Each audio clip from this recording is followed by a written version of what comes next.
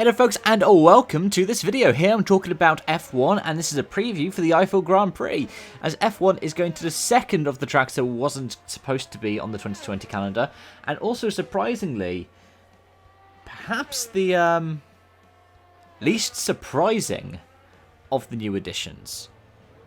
Yeah, the Nürburgring. It's back. Last time we had it was the 2013 German Grand Prix. For reference, that was won by Sebastian Vettel from Kimi Raikkonen from Romain Grosjean, because this is at the time where Grosjean was considered one of the best drivers out there. And yeah, the pole position time was a 1:29.398, so 1:29.4, and that was by Lewis Hamilton in Mercedes. And well, in this video I'm going to be talking a bit about my predictions and a couple of the news stories.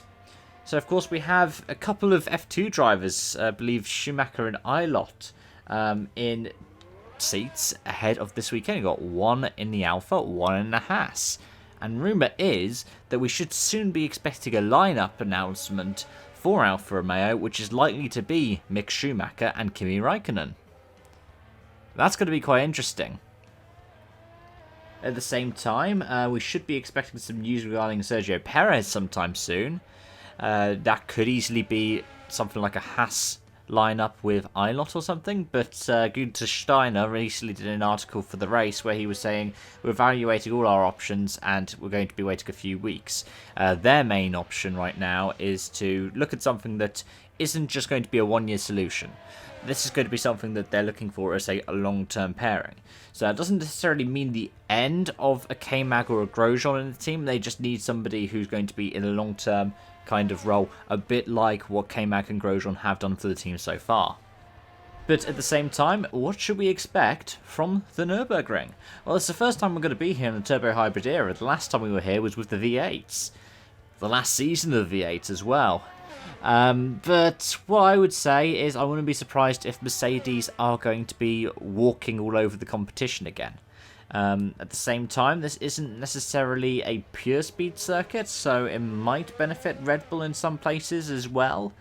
But this is another opportunity for Lewis Hamilton to equal Michael Schumacher's 91 race win record.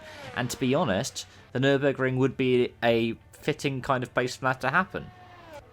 It got brought back for this season. It's a track with the Michael Schumacher S on it, and it's a track in Germany. It's an iconic track in Germany. I think it would be very fitting if Lewis was to take his record-equaling win here. But yeah, I mean, that's mostly my view. I would like it if Lewis was able to equal the record at the Nürburgring and take the record at Imola. I just think those would both be iconic things in F1 history. They'd certainly be emotionally charged things as well. Nürburgring for Schumacher and Imola for Senna. But in terms of weather predictions, it looks like it could be quite wet. There's predictions for showers all through the weekend with temperature figures going into the single digits. So the October weather in Germany, in the Eifel region, might bring something quite interesting to the race. Of course, the Nürburgring has held F1 Grand Prix under several different guises. The German Grand Prix, for example, the European Grand Prix, the Luxembourg Grand Prix as well. So, it having another name attached to it, it's not necessarily odd for the Nürburgring.